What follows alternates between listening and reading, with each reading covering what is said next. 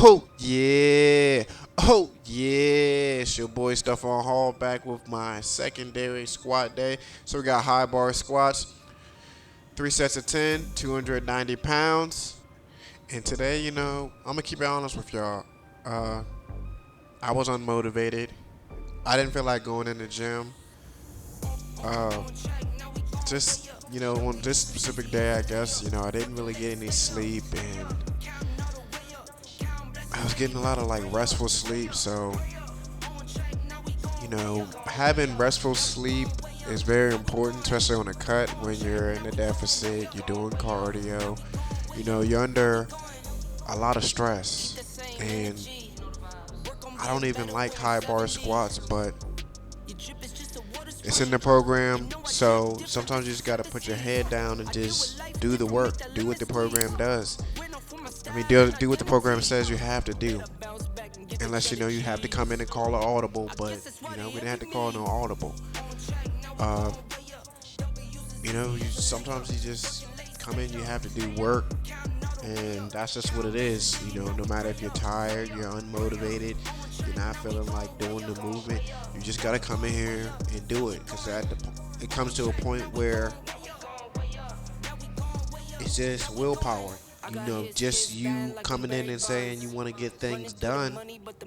That's just what it is. Like, you're like, okay, I know I have to do this and this, so I'm coming in the gym and I'm just going to do this because that's just what my routine and what I'm accustomed to doing. A lot of times people think that people that go to the gym are always so highly motivated, and these like we come in the gym and we're always stoked. Like, sometimes we just go in here and we do this because we're creatures of habit. And I go to the gym 5 days, 6 days out of the week. So it's just a habit for me to go to the gym and put in work. Regardless if I'm feeling good, great, or bad, long as I'm not have a serious injury or I'm sick or anything crazy like that. Like, I'm coming to the gym and I'm doing what needs to be done. And I think that's a good thing that a lot of people need to understand, that sometimes you just come to the gym and you just there to put in work. Like, you may not do anything impressive. You may feel not motivated, but you're just here because you have to do the work, and the goal at hand is to get in the best shape that you can. And if that's your goal and that's what you want, sometimes you have to come in and do things when you really don't feel like you want to. And that's just where I was today.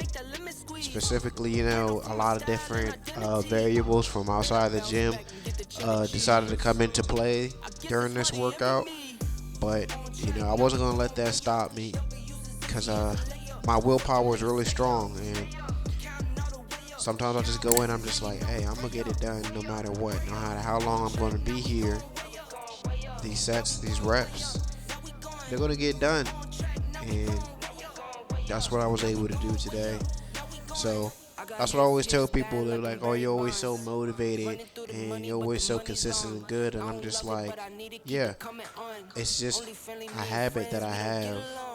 I'm coming to the gym and it's just habit. Like, I would say, if I was to say, I'm probably motivated 1 or 2 days out of the week to be like, yeah, I'm ready to come to the gym and I'm ready to just go beast mode, go ham. But those days are few and far in between. So you can't always rely on motivation as your driving factor into doing things sometimes, because sometimes you're gonna feel unmotivated. Sometimes you're not gonna want to go to the gym, and sometimes you're gonna be like, no, I just don't want to do it. But then that's when your discipline comes in. That's where your habit comes in, and you're like, you know what? I don't feel like going. You have every reason to want to quit and not go to the gym, but you decide to put all that over to the wayside, and you're like, you know what? I'm going to go ahead and go to the gym. I'll put my hard hat on, put my head down, and I'm just gonna do this work. And that was one of these days. And I'm trying my best to control a lot of these outside factors of sleep, stress, because those things play a really big part into how you're gonna feel inside the gym. And I would say been doing a damn good job of managing those things. But when you get deeper into cuts and deficits, sleep can be one of those things it's hard for you to get sometimes. Like, you'll feel tired, but you don't go to sleep, or you'll go to sleep and it's just not restful sleep, like not that deep sleep that you want to have when you're going to sleep. Sometimes it feels like that restful sleep, like you're rolling around, you're tossing and turning, you're constantly waking up, and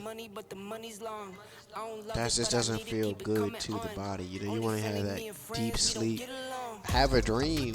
I never can really remember my dreams, but that's the type of sleep that you really want to have, where you wake up, you feel refreshed. Think of yourself like a cell phone. You've been all day and you've been using all your battery. Now you're at home, it's time to put your phone on the charge. And when you wake up, you want to be at 100% and be able to attack the day and be like, hey, be good, we're recovered, we're feeling good, and we're ready for whatever the day has in store for us. So, with that being said, like I said, motivation can't be your driving factor of always, what's going to get you to the gym. Sometimes just habit and willpower will be the thing that, makes you find your way to the gym, and not do no half-ass workout. Like, come in the gym and actually hit what you're supposed to hit and then slide up on out of there. And you get a really good feeling when you go in and you really don't feel like doing it, or you're just not feeling the best, but you come in and you do the work that you're supposed to do. That's a sign of you get a great sign of fulfillment from doing that, because you were like, I wanted to quit, I didn't want to come, but I came here today and I just did what needed to be done. And there's something to be said about people that can come in the gym and just put their head down and do work, because life as a lifter sometimes, especially when you're not feeling the best, and it's like nothing gets you there. Like, you can take a pre-workout, you try to get the music right, you're trying to get the vibe right, but like none of that works. And then you just are stuck there at the end of the day, and you're just like, I done did all this. It didn't give me the desired outcome that I wanted, but I'm here now, so I'm ready to put in work. And something to be said about that. So I just want to let everyone know that, some days, especially when you're cutting, you're not going to feel your best. You're going to feel like not coming, but you got to put on that hard hat. You got to suck it up. Put your big boy pants on and just do the work. So right here, you see me doing my superset of belt squats, push-ups, and lateral raises. So we got 265 pounds on the belt squat. We're doing body weight push-ups because I don't have anyone to put a weight on my back to do weighted push-ups. And we have 35-pound dumbbells.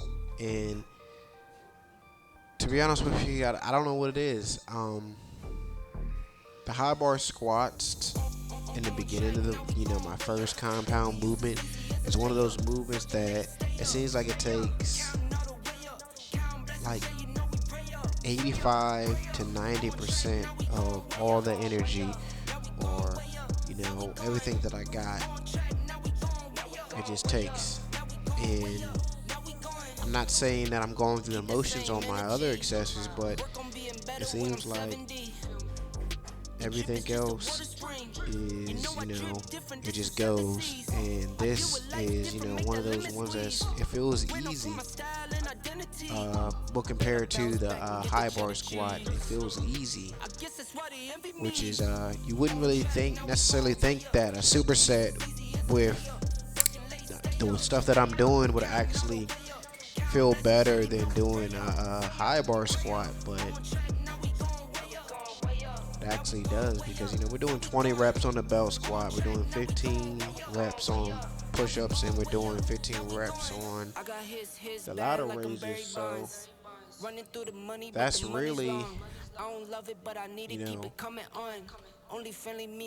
all together in maybe like a 2-minute span, minute 30-second span. That's 50 reps. It's not nothing to sneeze at. It's definitely, I remember, first starting off doing this. I wasn't always doing the belt squat. I remember starting off doing it, Bulgarian split squats, and check out some of my older videos in the cutting season. You can see like it just was taking whatever energy I had left. It was just taking everything. The reason why I switched to belt squat and took out Bulgarian split squat just because I felt like my grip strength was going out before my quads were, and even with straps, straps helped a little bit, but still not really. It would still fatigue my grip more. My grip would fatigue faster than what my quads would fatigue at, and at the end of the day, during this program, I don't really have anything that's, quad dominant. Like, I don't have leg extensions or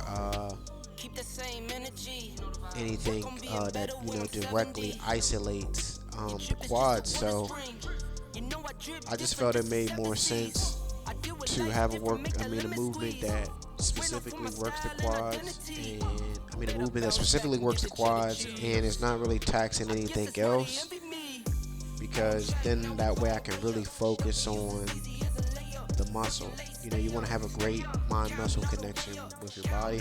That's when you're able to feel the muscle stretch, feel the muscle contract, and get blood flow to that area, and that's what's going to help you grow, or feel the movement.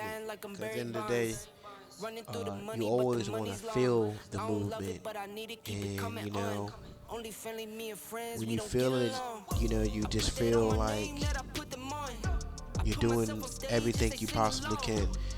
It's almost like a sense of euphoria, I would say, that I get when I'm like, okay, I can feel each rep, like dumbbell rows, or when I do seated cable rows, like I'm getting that great stretch, great contraction. It's just like, it's almost like you don't want it to end, because it's just like one of those great feelings that you have.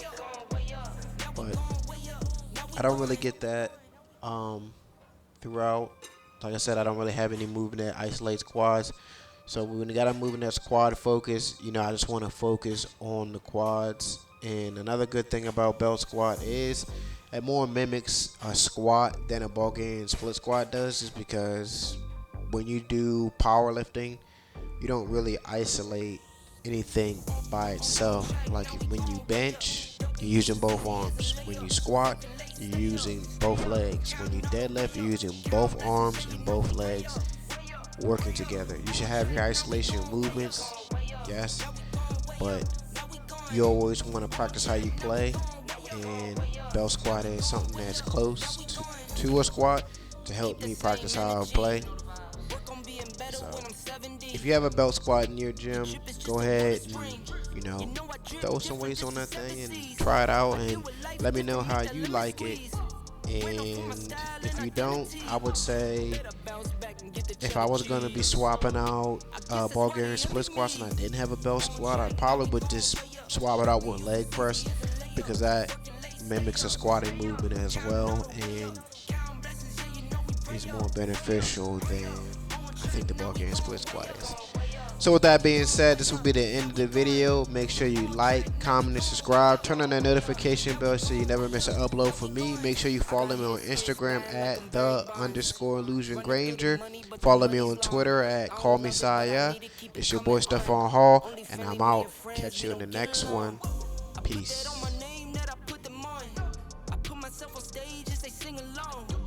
I might book a session, do 100 songs. I'ma let you hear them just to prove you wrong.